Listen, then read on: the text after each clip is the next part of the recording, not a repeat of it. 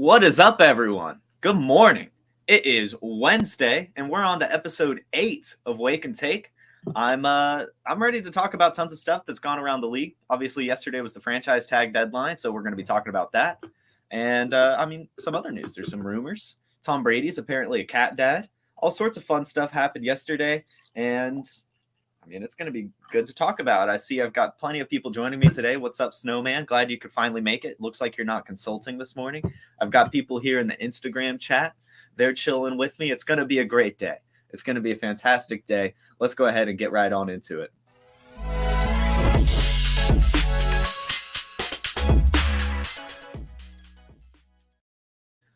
All right, so let's go ahead and just start with these franchise tags. First off, we started the day with, this was right before the deadline.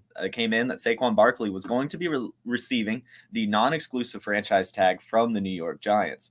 What this means is he's going to be paid about $10 million, and teams are going to have the chance to offer on it. So if someone comes in with a higher contract than the Giants are willing to pay, then he will be going somewhere else, and the Giants will be receiving 2 first-round picks.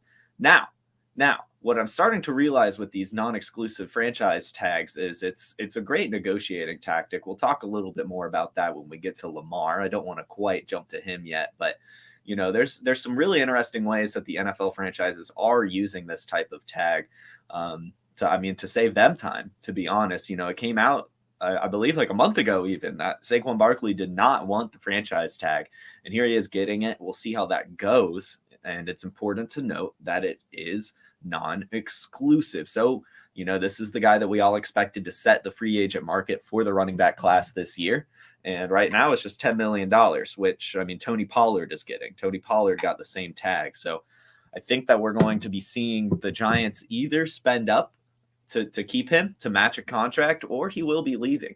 But I don't think we're going to get to week 1 and we're going to see Saquon Barkley playing on that franchise tag. I think something will change up. Speaking of the Giants, they finally got their guy, or at least they think. And it makes sense too. Daniel Jones has been signed to a 4-year, $160 million contract, and he can get up to $35 million more in certain incentives. And it comes after a year where they've brought in Brian Daboll, who of course was one of the people behind helping Josh Allen make that step forward in the NFL. And it seems to have helped with Daniel Jones. He was 9th in completion percentage, 9th in completion percentage against man, 5th in completion percentage against zone. So he was good against either coverage. He was able to read defenses. He had the 4th most carries in the NFL, the 3rd most rush TDs, and he led 5th in rush yards. So obviously, he had some good stuff going on the ground. And that's kind of what, makes him a little bit better. It makes him a little better. I thought I had a funny DM yesterday, said he runs like a giraffe. He totally does run like a giraffe, but that's okay. That's okay because he's efficient on the ground too. He's doing a good job. He's doing a really, really good job. Number 1 in true completion percentage last season. So that's where you take away the non-pressured throwaways and fun stuff like that aren't actual true pass attempts. So he actually led the league in completion percentage, true passes. So, it was great. Even from fantasy perspectives, he was QB 10 in fantasy points per game. So he really did take a significant step forward, and he's getting paid for it. We'll see if he takes it. He's going to have to take another step forward next season. It's not like he's going to be able to just do what he did this season. He's going to have to take another step forward for sure. But for now, he's making the money, and that's all that matters at the end of the day. So let's go ahead and get into today's title. Let's go ahead and talk about today's title. What are NFL teams really doing about Lamar Jackson? I was talking about this non-exclusive franchise tag with Saquon Barkley, and well, they're doing the same thing with Lamar. It means that other teams can then offer to have him. So if they offer a huge contract and the Ravens can't match it, then Lamar Jackson will be going to another team, or the Ravens can choose to match that contract. Now, here's the deal. Why are they only paying him $32.4 million when he's a former MVP, he's their franchise quarterback, and he's done a fantastic job? Well, they're probably not only going to be paying $32.4 million. What this is doing, and what RG3, Robert Griffin III, has come out, he said he has a team source with the Ravens, and they're doing it to help with their negotiations. This is letting the Ravens see what the other NFL teams really view him in the market as. So if you let other teams bring in contracts, then not only can they see what other teams see, but it also lets Lamar see what other teams think of him. So it's a really neat negotiating tactic, and I think it's pretty interesting. They've been spending a decent amount of time now trying to figure out what to do with this contract. They couldn't. They couldn't meet in the middle. They couldn't figure out what to do, and neither side could really agree on a contract. So what they're doing now, they've done this non-exclusive franchise tag, and now what they're saying is, other NFL teams, you come send your offers to us. Come bring them to me.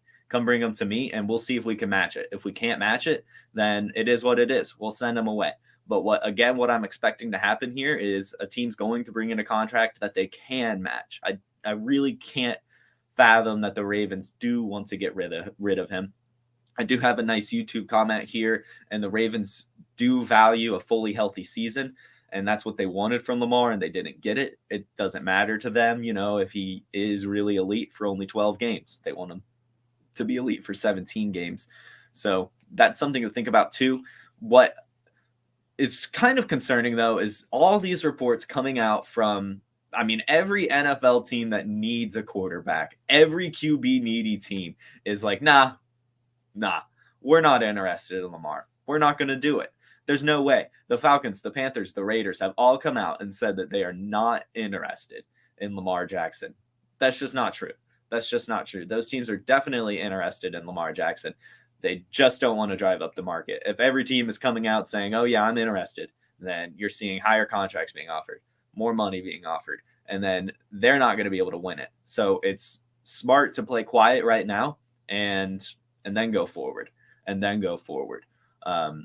what I think too is, if you offer these contracts now and it's accepted, you have to give up your next 2 first-round picks, your two most current first-round picks. So if it comes in tomorrow that the Falcons have offered $50 million a year, guaranteed for 5 seasons, then what they'd have to do is not only pay that massive contract, but then also give up their top 10 pick in this year's draft and their 2024 pick.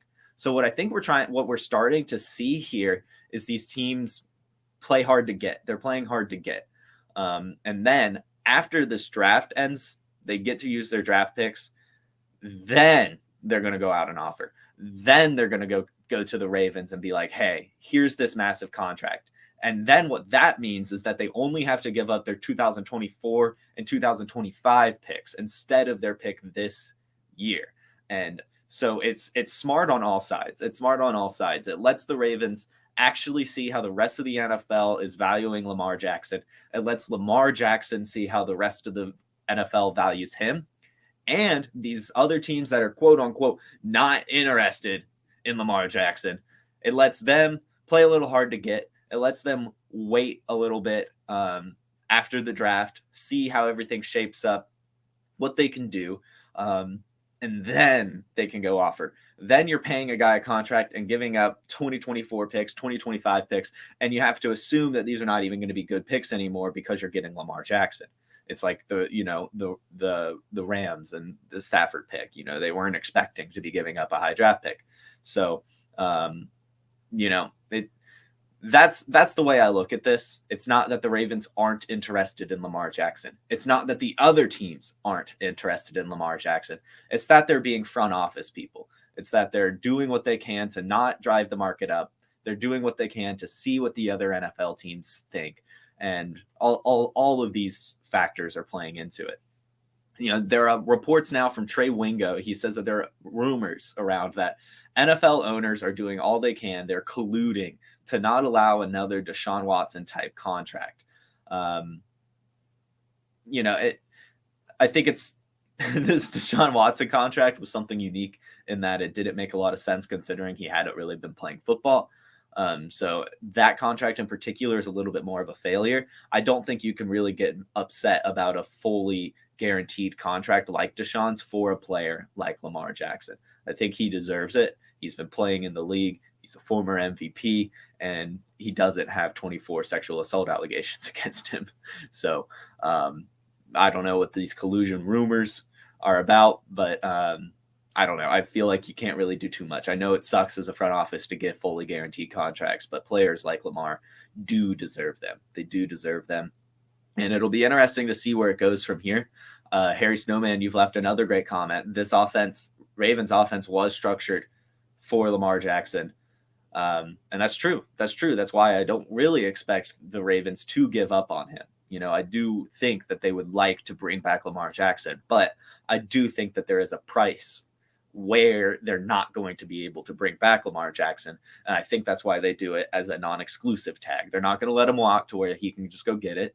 At the very least, the Ravens know that they're going to get 2 first-round picks back. And that's all they want. That's all they want. They either want Lamar or they want these 2 first-round picks. And it's a win-win for everyone. I know 2 first-round picks is nowhere near the return you should be getting for Lamar Jackson, which is why it's a tag. It's a non-exclusive tag, and they still have a chance. But, I mean, like if a team comes up to them and is like, here's our offer sheet, it's a fully guaranteed $400 million contract for the next 6 years. They're not going to be able to match that, and they won't match that. So there's definitely a line that will be crossed, and I'm excited to see what happens with it. I don't think it's as much of a disrespect move to Lamar Jackson as it was originally thought, as everyone was thinking. I think it's just more front office people being front office people. Speaking of front office people, the Jets front office people are flying out to meet Aaron Rodgers in person. They want him in New York. The Packers reportedly don't want him back in Green Bay. So it looks like that's probably what's going to happen.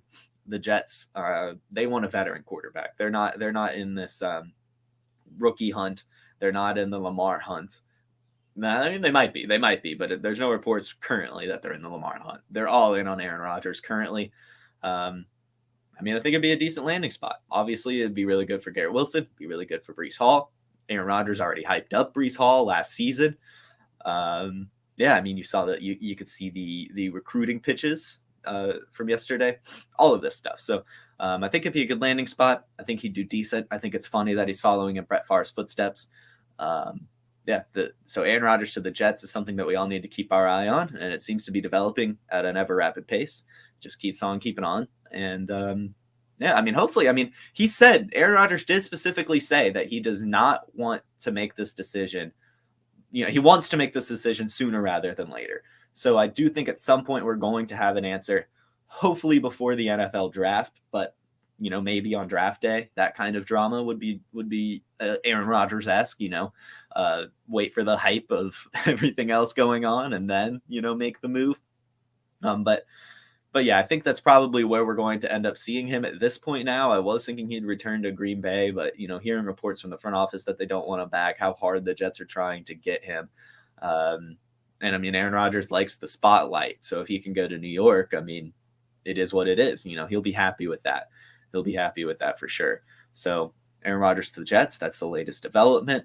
They're flying out to meet him. They're trying really hard. It's interesting that they haven't said that. Well, I guess he already is a Hall of Famer, so that's why. But I mean, I feel like they were really hyping up Derek Carr a lot more than they were hyping up Aaron Rodgers, calling Derek Carr a Hall of Famer, and all of this fun stuff, they're not really doing that with Aaron Rodgers. But to be fair, Aaron Rodgers probably doesn't need that. He already thinks that himself. So, anyway, talked about Aaron Rodgers. Let's talk about Tom Brady a tiny bit. Not too much to talk about, but there have been rumors circulating that he would be returning to the NFL, that he's still not quite done. And he replies to those tweets saying, anyone who thinks I have enough time to return to the NFL has never adopted a 2-month-old kitten for their daughter. And that's super sweet. But, that kitten will not be a 2-month-old kitten for long. By the time the NFL season starts, it'll be an 8-month-old kitten. So, hopefully he can, hopefully he can put that aside. I think it's hilarious that he's a cat dad now. I think it's cute. I think I read some stories that before adopting this cat, even he was volunteering on Sundays with his daughter at the local animal shelter, taking care of cats and dogs. So that is he's having a good retirement. He's having a great retirement. That is not the path I expected to have for him, but I like it. I like it. He's adopting cats, and soon enough he'll be the old cat lady with 20 cats. So, I mean, yeah, we have a comment here in the YouTube channel. Yeah, the cats, they're pretty solitary. Eventually, they just want to be left alone. So you can definitely play in the NFL if you own a cat. Come on, Tom. So that's not enough good. That's not enough reason for me, my friend. You've got to step it up if you're really going to make me believe that. Yeah, so that's Tom Brady as a cat person. That's Tom Brady. Couple more stories for you guys. David Montgomery, we already know he's going to be a free agent, but I mean, it's pretty much definitive at this point. Reports are coming out. He is done in Chicago, and there are some reported interests from the Falcons and the Chiefs. The Chiefs is interesting to me. At Player Profiler, we all love Isaiah Pacheco. And, if David Montgomery does go to Kansas City, then that would suck for Pacheco's value. That really would. And I mean, it makes sense too. Matt Nagy's their new offensive coordinator. Obviously, played with Montgomery, or not played with, but was Montgomery's coach in Chicago. So they do have a little bit of a connection there. We'll see how that unfolds. I don't really like this free agent running back market at all. It's just gross. They're all the same running back, and they're all like kind of replaceable running backs too. Outside of my man Leonard Fournette, I'm gonna keep hyping up Leonard Fournette all off season until he makes a good deal, until he goes to a nice offense. That's the one I'm still excited about. But I think these between the tackles grinders, they're just kind of gonna get washed up. They're gonna go to a team where they can't really quite get the volume they had on the last team. And I mean, they're gonna be decent. They're gonna be good running backs, but not much more than that. Not much more than that. And lastly, before we get into some questions that I see in the chats, CBS reporter Jonathan Jones has reported that the Texans have interest in signing Jimmy Garoppolo. I mean, who wouldn't want to sign Jimmy Garoppolo? He's the most handsome quarterback in the league. And, he's at the very least the best backup in the league, or one of the worst starters, depending on how you want to spin it. But a team like the Texans could totally use that, especially if they do bring in, Bryce Young or whatever that it seems like they're going to bring in with their early pick. It sucks for Davis Mills. I kind of thought that he would have that line, being one of the better backups in the league or one of the worst starters. But no, if they sign Jimmy G, I mean, he'll be third string. And I mean, that would kind of be it. But the Texans, I do like the move for them, especially if they do bring in a rookie quarterback. You could sign Jimmy Garoppolo, use him for like 2 or 3 weeks, not the whole season, but a few weeks, up to 5 maybe, and then bring in that rookie. Let him sling it. But that's going to be a good offense. If John Mechie is going to return, like the reports are starting to come out that he is progressing in the way that he was expecting to. Brandon Cooks has come out and said he wants to stay with the Texans. You already know I love Nico Collins. Cody loves Nico Collins. He's got a great profile, all of this stuff. It's a good wide receiver core. It really is. And we saw last season, Dameon Pierce is a dog. So, yeah. I mean, the Texans, I mean, they could be a force to reckon with. We saw what happened at the end of the season. Their defense in particular really, really came together, and they were giving teams fits. They really were. And they've got a great cornerback core and a great safety in Jalen Petrie. So it's going to be a fun team to watch. I don't think they're going to be as bad as they were this season, of course. And they could, I'm not going to say wild card, but they could be a near 500 team next year, which is just awesome. That's good for them. They have built a really good team. And DeMeco Ryans was a great signing. Like I already said, Brandon Cook said he wants to return to Houston basically because of DeMeco Ryans. So that's good stuff. When you when you bring in a head coach that makes players that wanted to leave come back, that's a good thing. That's a good thing. Yeah, exactly. So let's get into some questions. I see one here on Instagram asking if there's a Mob Psycho poster behind me. That's true. Let's see, we've got a question on TikTok. What's James Cook's ceiling if he's RB1 this year for Buffalo Bills? Pretty high. I mean, I would go as far to say he could finish as a top 5 running back if he got all the volume that him and Devin Singletary were splitting. If he gets all of that usage, I mean, That would be great. That would be really, really great for James Cook. We saw he was top 5 at a number of efficiency metrics last season. So, I mean, you couldn't really ask for much more. It's a great offense, great usage, great skill set, all of this stuff. If James Cook does end up as the RB1, then you're going to have a really, really good fantasy running back. You really, really will. Who's going to break out the most next season? Sam Howell, Matt Corral, Malik Willis, or Reddick? Like Hassan Reddick again? Or is that Ritter maybe? I'm just going to assume it's Ritter. I mean, so Sam Howell is the one that's already reported as starting. So, I mean, probably him, but and it seems that the Panthers don't want to give Matt Corral a chance, so you can take him off the board. As much as I would like that he would at least get a chance, he's not going to get it. I will say if all of these guys are starting, I think the one who would end up breaking out is Desmond Ritter. Just because the Falcons do have a really solid offense around him and he fits the system well. If he does end up starting, I think that he would take a significant step forward. I do think he would. So that's that question. Thank you for that, Rory, on TikTok. And let's see, one more question on them. What team needs a running back the most this offseason?